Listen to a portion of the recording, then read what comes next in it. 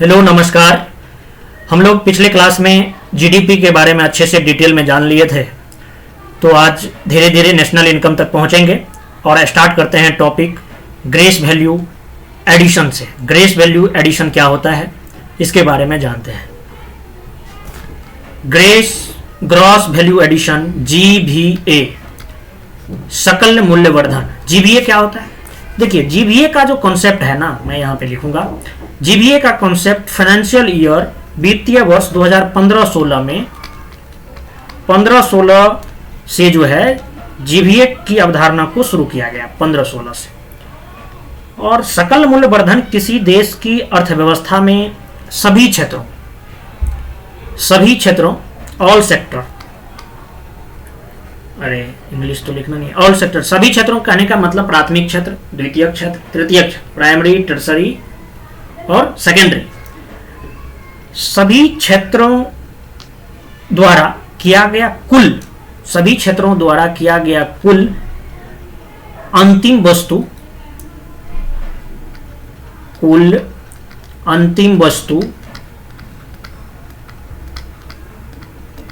Plus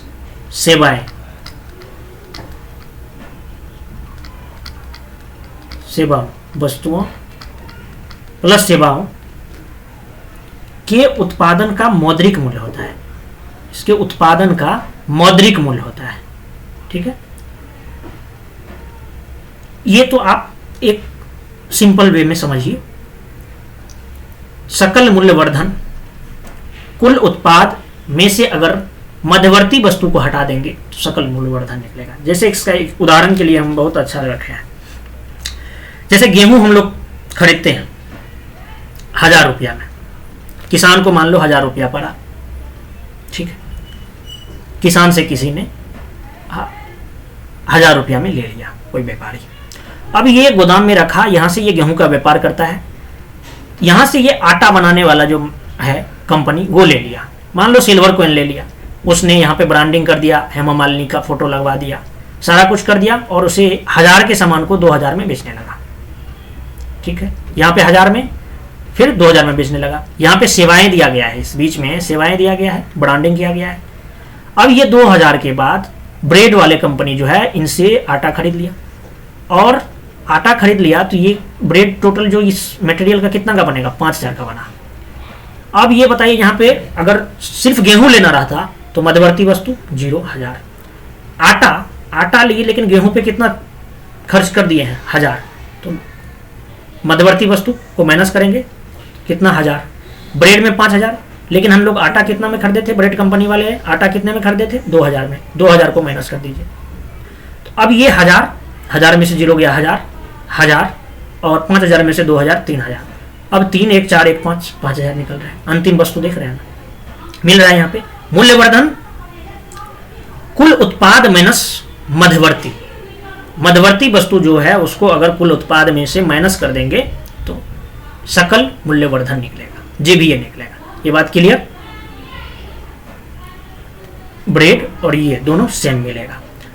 तो ये GVA के बारे में बात आप समझिए। यानी सकल मूल्यवर्धन किसी देश की अर्थव्यवस्था में सभी क्षेत्रों यानी प्राथमिक क्षेत्र, द्वितीयक क्षेत्र और तृतीयक क्षेत्र द्वारा किया गया कुल अंतिम वस्तुओं एवं सेवाओं के उत्पादन का मौद्रिक मूल्य होता है। क्लियर?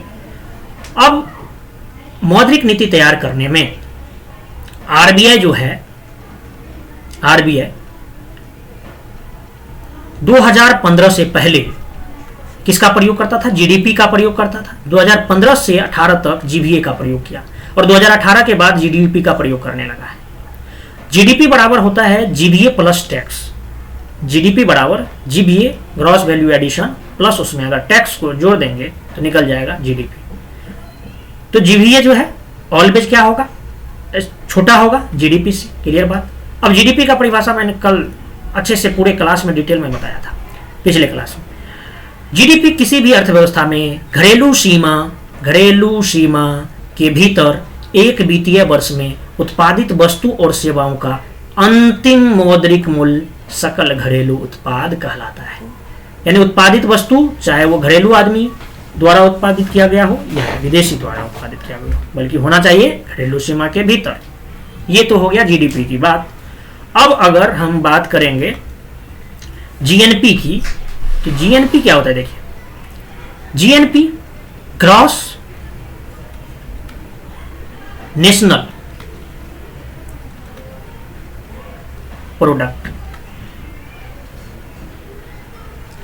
ग्रॉस नेशनल प्रोडक्ट जो है किसी भी अर्थव्यवस्था में एक वित्तीय वर्ष में देश के नागरिकों द्वारा, ध्यान रखिए वहां पे हम घरेलू सीमा को नोट डाउन किए, यहां पे हम कर रहे हैं देश के नागरिकों द्वारा उत्पादित वस्तु और सेवा का अंतिम मौद्रिक मूल्य जीएनपी कहलाता है।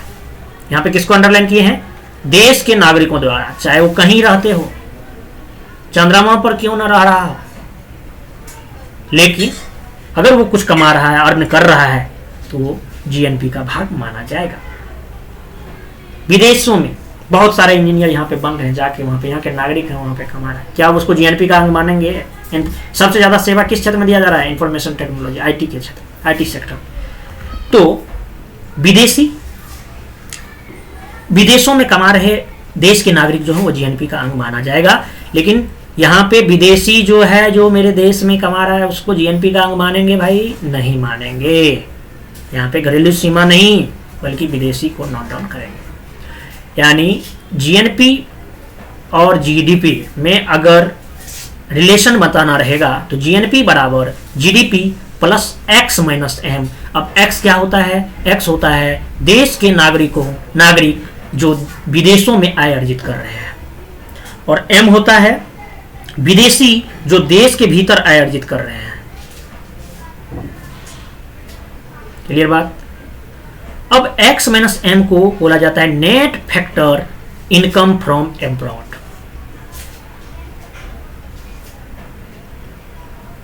तो जीएनपी बराबर अगर हम लिखें x माइनस एम की जगह पे इसका शॉर्ट फॉर्म NFIA, तो जीएनपी बराबर जीडीपी प्लस माइनस NFIA, क्योंकि ये घट भी सकता है और मतलब ज्यादा माइनस में भी हो सकता है। मान लो दूसरे जगह का आदमी यहाँ पे ज्यादा आगे कमा रहा है, माइनस में चले जाएंगे ना, और हमारे देश के आदमी यहाँ पे दूसरी जगह कमा रहा है, प्लस में रहेंगे ना, इसलिए हम यहाँ पे माइनस प्लस लगाए हैं। यानी जीएनपी बराबर GDP plus minus NFIA। Clear बात? अब ये देखिए इसमें क्या क्या हो सकता है। इसमें हो क्या सकता है, x बराबर अगर m रहेगा दोनों जगह पे, जितना जा रहा है उतना अगर आ रहा है, तो जीएनपी बराबर जीडीपी होगा। और ये कब होगा? जब बंद अर्थव्यवस्था की बात करेंगे। दूसरा बात, अगर x ग्रेटर देन m रहेगा, x ज्यादा रहेगा m से, तो जीएनपी ग्रेटर रहेगा किससे? जीडीपी से। और x लेस देन m रहेगा तो जीएनपी जो है लेस देन रहेगा किससे? जीडीपी से। क्लियर बात? अब हम बात करते हैं नेक्स्ट बात डेप्रिसिएशन की। डेप्रिसिएशन का बहुत आपने सुना होगा बात। डेप्रिसिएशन यानी घिसावट। वैसे मूल्यह्रास होता है ये इकोनॉमी में, लेकिन इसका एक सीधा सिंपल ये घिसावट है। किसी वस्तु को, पूंजीगत वस्तु है, अगर उसमें घिसावट हो रहा है तो वो क्या है? डेप्रिसिएशन, मूल्यह्रास हो रहा है उसमें, धीरे धीरे दाम घट रहा है। कोई बिल्डिंग आज खरीदा गया है 50 लाख में, तो क्या सब दिन उसका दाम 50 लाख ही रहेगा? उस बिल्डिंग की बात करो ना, कि वो सोसाइटी सब तो वो अलग है। मान लो जो बिल्डिंग आज आप बना रहे हो उसका 100 साल का ये है एज माना गया है, जो 100 साल तक ये चलेगा। धीरे धीरे उसमें क्या होगा? घिसावट आएगा। घिसावट आएगा तो उसकी पूंजीगत वस्तु का रेट घटेगा ना, उसमें क्या हो रहा है? डेप्रिसिएशन लग रहा है। तो पूंजीगत वस्तु में ही लगेगा ये। घिसावट जो है वो मूल्यह्रास है। टूट फूट वस्तु निर्माण अगर कर रहे हैं उसमें टूट फूट हो रहा है। कोई लोहा का कोई आप सामान बना रहे हैं, तो उसमें पहले सरिया खरीदे हैं आप, सरिया खरीदे हैं तो उसको कुछ ना कुछ वेस्ट तो जाएगा उसमें, तभी कोई सामान तैयार होगा। तो टूट फूट, घिसावट, ये सब क्या है? डेप्रिसिएशन है। अब देखिए जीडीपी में शामिल होता है क्या? अंतिम वस्तु, और वो पूंजीगत वस्तु होना चाहिए। क्लियर बात? शामिल क्या नहीं होता है भाई? मध्यवर्ती वस्तु को शामिल नहीं करते हैं, और अगर पुरानी वस्तु है तो उसको हम शामिल नहीं करेंगे। अब जीएनपी बराबर जो है, अगर जीएनपी में से डेप्रिसिएशन को माइनस कर देंगे तभी तो नेट निकल पाएगा, शुद्ध मूल्यह्रास को अगर घटा देंगे तभी तो शुद्ध निकल पाएगा। जैसे अगर कोई सामान खरीद लिए बनवा रहे हैं, उसका जो कच्चा माल लाए हैं, ठीक है, मान लो एक बुक बना रहे हैं तो पेपर लाए, बुक का बाइंडिंग किए, तो उसके बाद जो आगे पीछे बढ़ जाता है तो उसको कट करेंगे तो उसको फेंकेंगे ना, बेस्ट ही जाएगा वो। तो बेस्ट जाए तो शुद्ध क्या, शुद्ध में से बेस्ट को हटा दोगे। तो जीएनपी बराबर एनएनपी बराबर नेट नेशनल प्रोडक्ट अगर निकालेंगे तो जीएनपी में से डेप्रिसिएशन को माइनस करना पड़ेगा, यानी जीएनपी माइनस डेप्रिसिएशन बराबर एनएनपी। क्लियर बात। एनएनपी यानी शुद्ध राष्ट्रीय उत्पाद, कहीं कहीं पे निबल राष्ट्रीय उत्पाद भी लिखा मिलेगा आपको। अब हम बात करते हैं, ये देखिए, ये सीरीज को देखना स्टार्ट कर दीजिए आप, क्योंकि इससे बहुत सवाल बनता है। अब जीडीपी, मान लीजिए जीडीपी बाजार मूल्य पे, जीडीपी किस पे निकाला जाता है भाई, बाजार मूल्य पे, पढ़ चुके हैं, इसके बारे में ज्यादा जिक्र पिछले क्लास में किया हुआ है। अब जीएनपी अगर मुझे निकालना रहेगा तो जीएनपी बराबर अभी पढ़े हैं क्या, जीएनपी बराबर GDP plus X minus M. X minus M क्या है ये आप देख चुके हैं, ठीक है, देसी विदेशी। एनएनपी बराबर, जीएनपी से अगर एनएनपी पे आ रहे हैं तो एनएनपी बराबर क्या लिखे अभी, एनएनपी बराबर जीएनपी माइनस डेप्रिसिएशन। क्लियर बात। और ये जो एनएनपी है किस पे निकला है भाई, बाजार मूल्य पे, क्योंकि जीडीपी बाजार मूल्य पे निकाला जाता है। तो एनएनपी निकला किस पे, बाजार मूल्य पे। लेकिन अगर मुझे फैक्टर कॉस्ट पे निकालना रहेगा, कारक लागत पे एनएनपी निकालेंगे तो क्या करना पड़ेगा भाई, तो मुझे क्या करना पड़ेगा, एनएनपी बाजार मूल्य पे, उसमें टैक्स को माइनस करना पड़ेगा और सब्सिडी को जोड़ना पड़ेगा, तभी तो कारक लागत पे निकलेगा। और कारक लागत पे जो एनएनपी निकलेगा, नेट नेशनल प्रोडक्ट, वही जो है हमारे देश का इनकम कहलाएगा, नेशनल इनकम कहलाएगा। क्लियर बात। अब ये आप शायद भूल चुके होंगे कारक लागत क्या होता है, एक बार देख लीजिए। जैसे भूमि, चार पूंजी को देखे थे हम लोग, चार फैक्टर एजेंट के, भूमि, पूंजी, श्रमिक, व्यवसायी।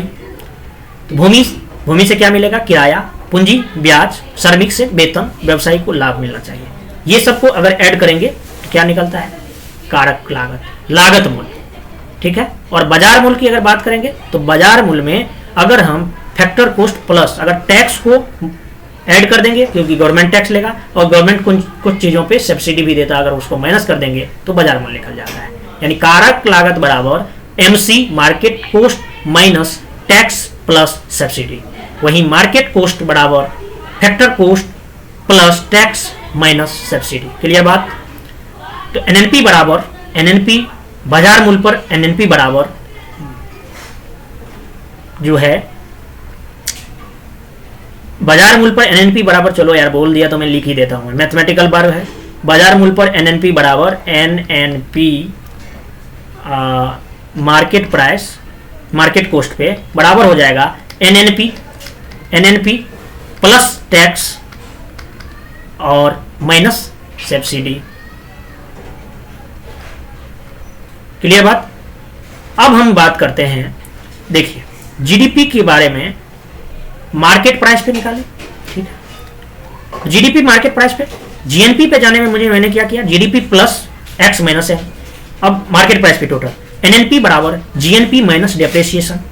अब एनएनपी अगर कारक लागत निकालना रहेगा, एनएनपी मार्केट प्राइस पे, उसमें टैक्स को माइनस कर देंगे प्लस सब्सिडी, ये फैक्टर कॉस्ट पे एनएनपी निकलेगा। और यही जो है हमारे देश का नेशनल इनकम, राष्ट्रीय आय कहलाता है। राष्ट्रीय आय इक्वल टू एनएनपी, एनएनपी कहां पे, फैक्टर कॉस्ट पे, इक्वल टू एनएनपी एमपी यानी मार्केट प्राइस पे माइनस कर प्लस सब्सिडी, यानी बोल सकते हैं हम एनआई यहां पे लिखते हैं, नेशनल इनकम इक्वल टू हो जाएगा एनएनपी, कहां पे, एफसी पे, और ये बराबर क्या, एनएनपी यानी नेट नेशनल प्रोडक्ट, कहां पे, मार्केट प्राइस पे।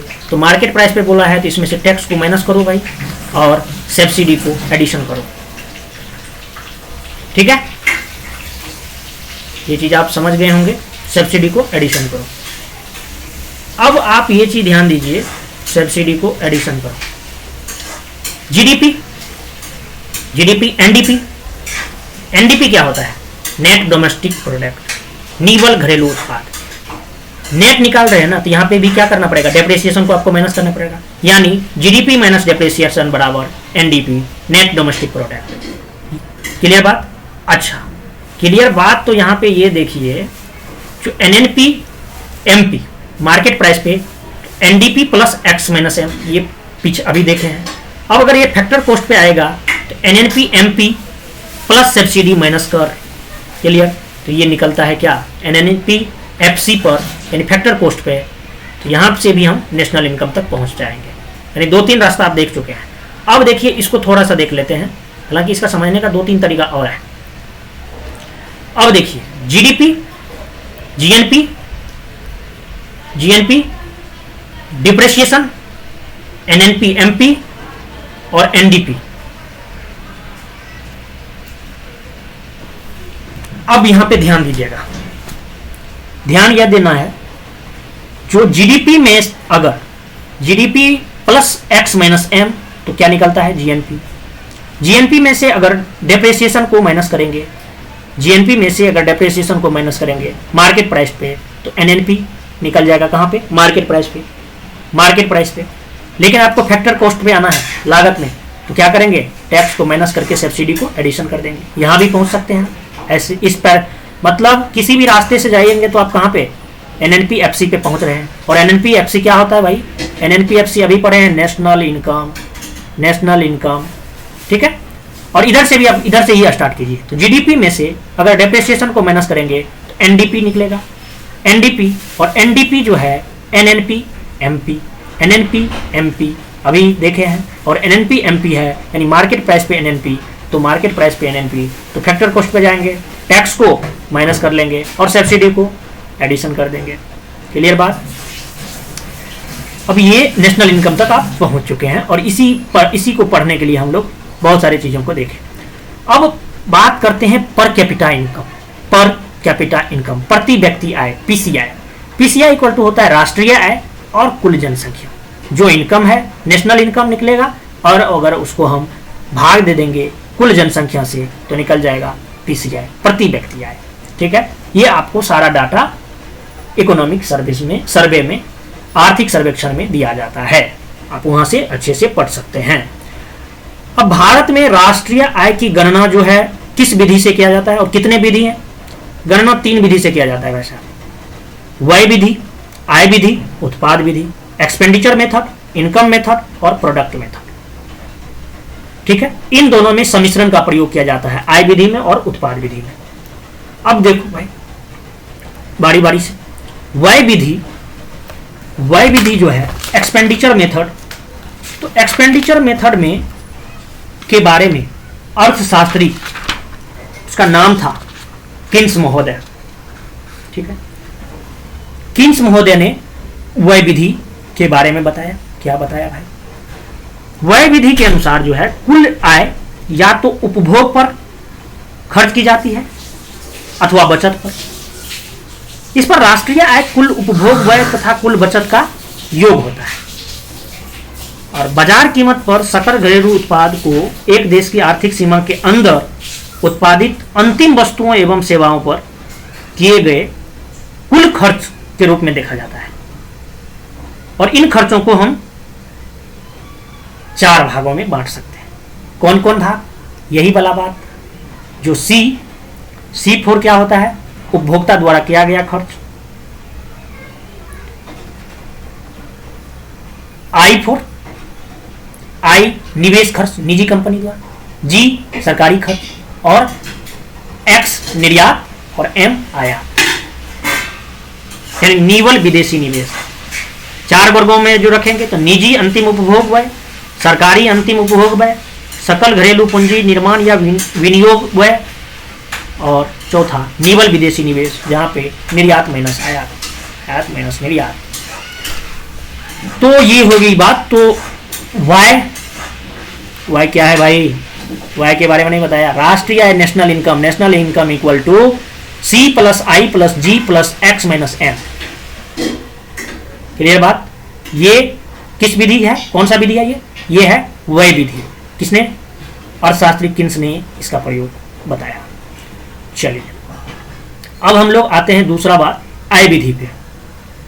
आय विधि पे वय विधि देख लिए। आय विधि क्या होता है ना, इसमें मेनली, हालांकि इसके बारे में आपको हम कल अच्छे से जिक्र कर दिए हैं, उत्पादक इकाइयों में जो आय जनित होती है वह उत्पादन के साधनों के संयुक्त प्रयास का परिणाम होता है। ये बात नोट कर लीजिए। और यह जो आय है वास्तव में उत्पादन क्रिया में लगे सभी साधन जैसे भूमि, श्रम, भूमि का क्या होगा, मालिक होगा, श्रमदाता, पूंजी होगा, भूमि, पूंजी, श्रमिक और उद्यमी या व्यवसायी। अब भूमि का आय का स्रोत क्या होगा, भूमि का मालिक, पूंजी का ऋणदाता, श्रमिक का, व्यवसायी का आय। इन चारों का आय होगा ना। आय कहां से, भूमि का किराया देना पड़ेगा, पूंजी का ब्याज, श्रमिक को वेतन देना पड़ेगा और व्यवसाय को लाभ होना। ये जो इसको सबको ऐड करते थे तो क्या निकलता था, कारक लागत। और ये क्या है, ये किराया, ब्याज, वेतन, लाभ, ये सब क्या है, व्यवसाय का लागत है। तो व्यवसाय का लागत है तो ये कारक लागत जो है यही कारक आय हो जाता है। ये जो आय की अगर बात करेंगे तो यानी श्रम, भूमि, श्रम, पूंजी तथा व्यवसायी के संयुक्त प्रयोग का प्रतिफल होती है, जो इन्हें लगान, मजदूरी, ब्याज तथा लाभ के रूप में वितरित हो जाती है। राष्ट्रीय आय का आकलन एक वित्तीय वर्ष में एक देश के समान निवासियों द्वारा अर्जित कारक आय के कुल जोड़ के रूप में किया जाता है। इसके बारे में बताया हूं। और आय विधि के अंतर्गत अर्थव्यवस्था के प्रत्येक क्षेत्र के विभिन्न उद्यमों या संगठनों के कर्मचारियों को दिया गया जो भी परिश्रमिक है या क्षतिपूर्वक आय,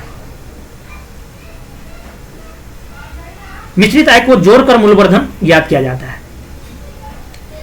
और इस विधि में एक दो चीज ये आपको ध्यान रखना है, जो इस विधि में किसी उत्पादक इकाई द्वारा उत्पादन के साधनों को किया गया आय भुगतान ही साधन लागत पर शुद्ध मूल्यवर्धन होगा। और जब इसे आर्थिक सीमा के भीतर उत्पादक इकाइयों के संबंध में आकलित किया जाए तो यह साधन लागत शुद्ध घरेलू उत्पाद होगा। यानी हम अभी जो बात बोले, यानी कह सकते हैं, जो यहां पे मैं लिखता हूं आय विधि में, जो साधन लागत पर शुद्ध घरेलू उत्पाद आप जान गए एनडीपी फैक्टर कॉस्ट, कारक लागत पे, इक्वल टू हम बोलेंगे आय विधि से जो कर्मचारियों का श्रम प्लस प्रचालन अधिशेष।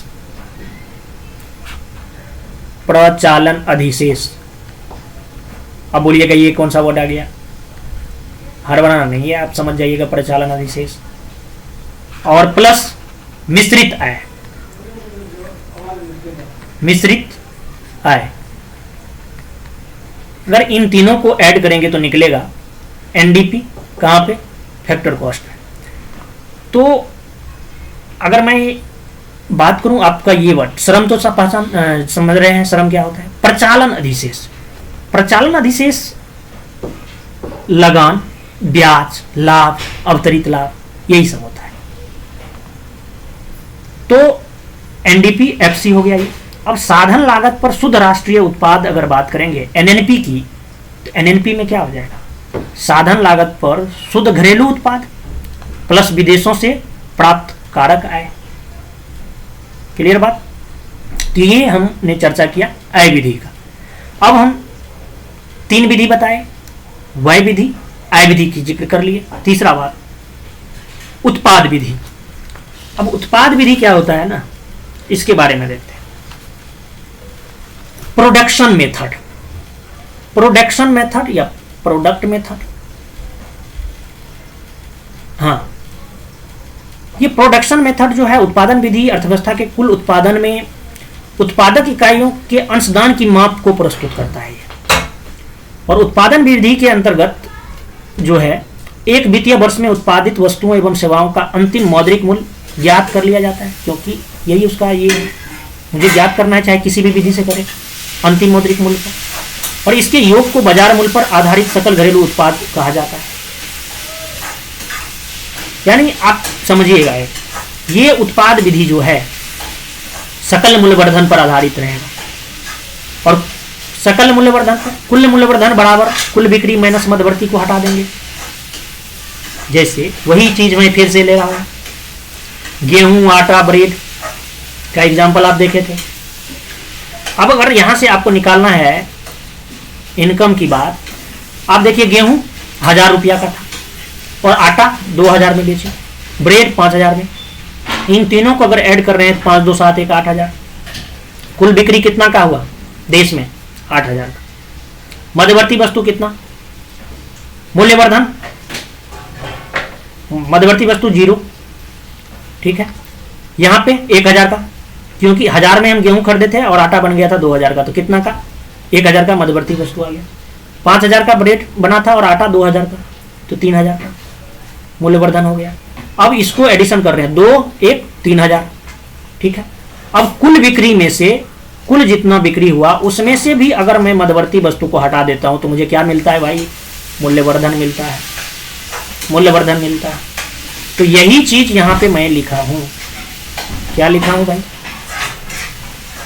कुल मूल्यवर्धन बराबर कुल बिक्री माइनस मध्यवर्ती। क्लियर बात? तो ये हो गई आपकी उत्पादन विधि की, यानी बाजार कीमत पर सकल घरेलू उत्पाद बराबर अगर हम कहें एक वर्ष की अवधि के दौरान अर्थव्यवस्था में उत्पादित अंतिम वस्तुओं और सेवाओं का बाजार मूल्य। वही अगर फैक्टर कॉस्ट की बात करेंगे जीडीपी का, तो वही बात, जो बाजार कीमत पर सकल घरेलू उत्पाद माइनस क्या? अप्रत्यक्ष कर, टैक्स। अप्रत्यक्ष कर बोल रहे हैं तो इसका मतलब जीएसटी और प्लस सब्सिडी। तो ये सब की आपको जो वो मैं ग्राफ बताया हूं ना, उस ग्राफ पे एकदम थोड़ा 2 मिनट टाइम देके देख लीजिएगा, आपको सारा चीज ग्राफ से बहुत सारे क्वेश्चन हल होगा। तो ये मैंने तीनों विधियों को क्रक्स में संक्षेप में देख लिया एग्जाम पॉइंट ऑफ व्यू से। अब राष्ट्रीय आय की गणना का हिस्ट्री थोड़ा देख लेते हैं। राष्ट्रीय आय की गणना कैसे? सबसे पहले 1868 में दादा भाई नेरोजी ने जो है poverty and un-British rule in India नाम के पुस्तक भी लिखा था, आप जानते भी होंगे। उसमें इसने बताया जो पीसीआई जो है पर कैपिटा इनकम जो है 20 रुपया है। पहली बात। दूसरी बात, सबसे पहले वैज्ञानिक आधार पर राष्ट्रीय आय की गणना 1931-32 में वी के आर वी रॉ इसने पर कैपिटा इनकम कितना बताया था? 62 रुपया। किस विधि पर? राष्ट्रीय आय की गणना वैज्ञानिक आधार पर, ठीक है। ये 31-32 के बाद जो हुआ, आजादी के बाद 1947 में वाणिज्य मंत्रालय बना। वाणिज्य मंत्रालय ने नेशनल इनकम निकालना शुरू किया। अब 1948 में राष्ट्रीय आय समिति का गठन किया गया। उस समिति के अध्यक्ष बनाया गया पीसी महालनोबिस। इसको आप पढ़ेंगे कहां पे? 5 ईयर प्लान में। पीसी महालनोबिस के इसके 2 सदस्य भी रहे, वीके आर वी रॉ, वही जो वैज्ञानिक आधार पर बताया था, वीके आर वी रॉ और डीआर गाडगिल महोदय। तो 1948 में यह समिति का गठन हुआ। इसने अपना रिपोर्ट 1951 में सौंपे और 1948-49 तक पर कैपिटा इनकम 246 रुपया बताया। केंद्रीय सांख्यिकी संगठन को रिपोर्ट दिया, सीएसओ। और सीएसओ किस कार्यालय के अंतर्गत? केंद्रीय सांख्यिकी कार्यालय, जिसके के बारे में मैंने आपको बढ़िया से बता चुका हूं। जिसका विलय कहां पे हुआ, एनएसएसओ क्या है, एनएसओ क्या था, और इसका विलय जो है 2019 में किसमें कर दिया? सीएसओ का विलय राष्ट्रीय सांख्यिकी कार्यालय एनएसओ में, ठीक है, नेशनल स्टैटिस्टिकल ऑफिस, इसमें कर दिया। तो ये था हिस्ट्री थोड़ा सा, जिससे कि क्वेश्चन पूछा। अब हम लोग थोड़ा इस चीज को जिक्र करेंगे, फिर क्लास को बैंड अप करेंगे। राष्ट्रीय आय की गणना करने में क्या क्या समस्या आता है भाई? दोहरी गणना की समस्या आता है। असंगठित क्षेत्र का कोई डाटा नहीं आ पाता है, कितना कमा रहा है। फोक्सा बेचने वाला भी टैक्स भरना पड़ रहा है उसे, जब पकड़ाता है तो। हालांकि अब तो आधार कार्ड से पैन कार्ड को लिंक होगा तो बहुत कुछ निकलेगा। राष्ट्रीय आय की गणना में दोहरी गणना की समस्या आता है, असंगठित क्षेत्र की समस्या आता है। तीसरा बात, वस्तु का विनिमय, आदान प्रदान जो होता है वस्तु का वस्तु से, इसका डाटा नहीं आता है। राष्ट्रीय आय की गणना विधि एक से ज्यादा, क्योंकि गणना विधि आय विधि कहीं पे, व्यय विधि, उत्पादन विधि, एक से ज्यादा विधि है, विधि का प्रयोग किया जा रहा है, इसमें भी समस्या है।